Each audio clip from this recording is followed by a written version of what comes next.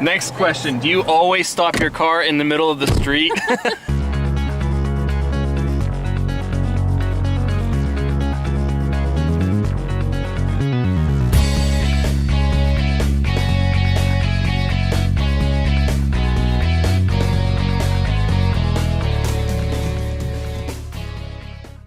Hey guys, and welcome to this installment of Mike's Vehicle Vlogs. Today's vlog is going to be another driving habits vlog. I believe this is actually the fourth one. And with me today is going to be my sister-in-law, Adreanne. If you've seen these driving habits vlogs previously, then I think you kind of get the idea. I'm trying to ask the same questions, trying to see what everybody's response to the questions are going to be, their honest responses. And yeah, when we're actually done with this segment, then I'm going to go back and see exactly how many people, do this driving habits or how many people do those, good or bad. So let's go ahead and jump in the car with Adreanne and talk to her about her driving habits. First and foremost, do you always wear your seatbelt? Yes. Have you always worn your seatbelt? Yes. And wearing your seatbelt, is it more so for safety or is it like a comfort thing? I think it's definitely more for safety, and I just always want to make sure that I'm safe and whoever is in the car with me has it on too, so they are safe too. You make sure that other people wear the seatbelts? Yeah. Now, are you one of the people like say Julie back there? If Julie's not wearing her seatbelt, are you going to stop the car and demand that she put the seatbelt on before you start driving again? I probably should have done that before. Sorry, Julie. No, I don't think there is one. I checked when we first got I lied. Sorry. I lied on the vlog. Sorry. No, I think it's right. No, it's that's not. for the middle one. Yeah. Wait. There's not one back there. Hold on. Yes, there is. It's behind the... It's behind. Do you want me to get it? I don't care. Sorry, Julie. You've been unsafe. I lied. I already failed. That's a great start to this. I love it. Can I pull this down? If you pull that down. How do you... Oh. Oh, geez. The whole thing Okay, pulls down. there it is. That's really dumb. Next question, do you always stop your car in the middle of the street? And get out? Car behind us. Oh my god. All right. I gotta put my seatbelt on, guys. Safety! Okay. Sorry, guys. All right. Let's roll. Yeah, I should have said that probably when we got in the car the last time, but... I just assumed you'd put your seatbelt on. I was looking for it, and I was like, it's not there. And then I was going to say something, but you were talking, and I was like, whatever. That was a great opening to this vlog. I love it. Granted that you drive a manual transmission, I know your one hand's probably always on the shifter, of course. But explain to us how your other driving position, where your hand's at now. Is that usually how you hold the wheel, or do you hold the wheel anywhere else? Yeah, I usually hold it right here, and I don't always have my hand on the shifter, but if I'm driving in the city or roads that are underneath 35 miles an hour, when I'm out on the highway, I don't need to so much do that because I'm not changing gears so often. But usually when I'm driving around, this is how my hand position is. Sometimes I'll move it up to here, but usually I'm down here. We don't have any audio on right now, probably for copyright reasons. But when you listen to, assuming you listen to music, you're a musician, so I know you listen to music in the car. Do you usually have it at a loud volume, or more so a lighter, medium-ish volume? Well, the weird thing is I usually have it pretty loud, but if I am looking for a place or if I stop, I usually tend to turn my radio down. I don't know why, because obviously turning the radio down is not going to make me see any better. But that's kind of funny, because I think now that I think about that, I think there's a lot of people who do that. Yeah. Isn't that how you know you're an adult? Yeah. My mom does that too. I know for a fact she does that. My parents used to go we have to turn this down because we're looking for something. Yeah. Yeah. Jeff and I were always like, what? Yeah, always. I always remember doing that with my radio, but if I'm out on the highway and I'm driving for a long time, I'll have the radio up pretty loud, but if I'm in the city or something, it won't be too loud. Sometimes if I have it really loud though, my Bluetooth will kick in and my phone will ring and it'll like blast my ears out. Yes. The ringer is so loud. Yeah, I guarantee if I ask my mom that question, she'll probably say that exact same answer. Yeah. When I can get my mom to do it. I'm gonna get her to do it. She already agreed. You have to. And then my dad. That'd be great.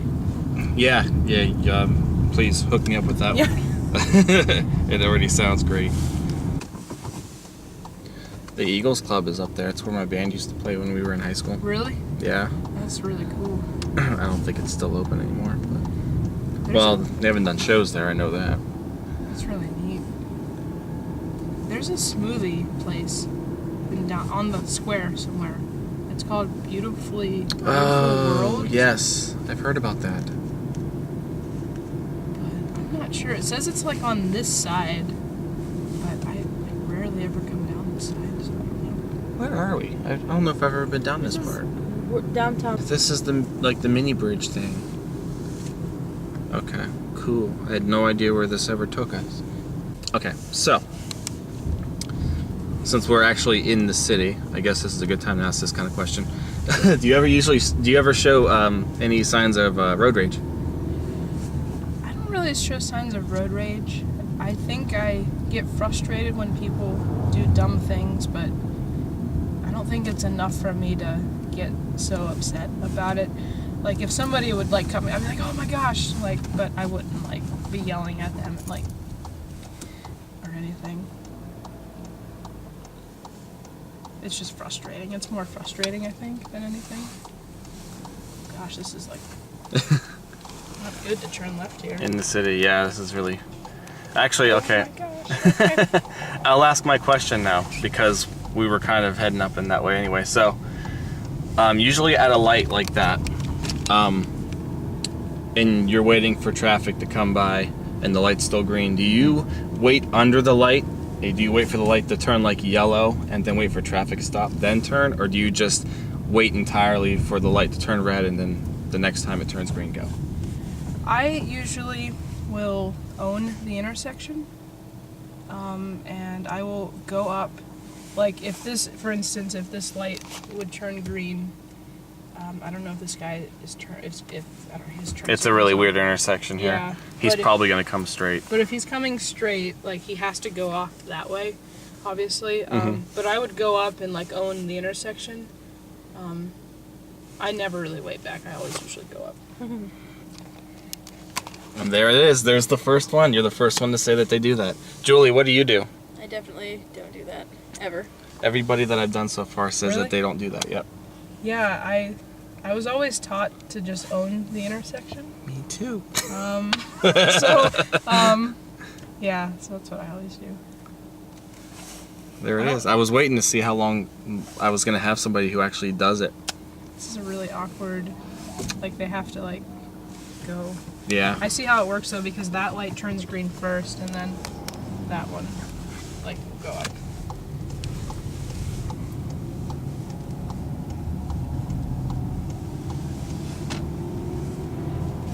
I was also taught, and this was completely wrong when I went to driving school, I found out. My parents taught me when you see a stop sign, you are supposed to stop at the stop sign even if it's way further back. And then you're supposed to go up to the edge of the road and stop again. And I said that in driving school, and the teacher said, so what do you do at a stop sign? And I raised my hand and I said that. And like all the kids started laughing at me.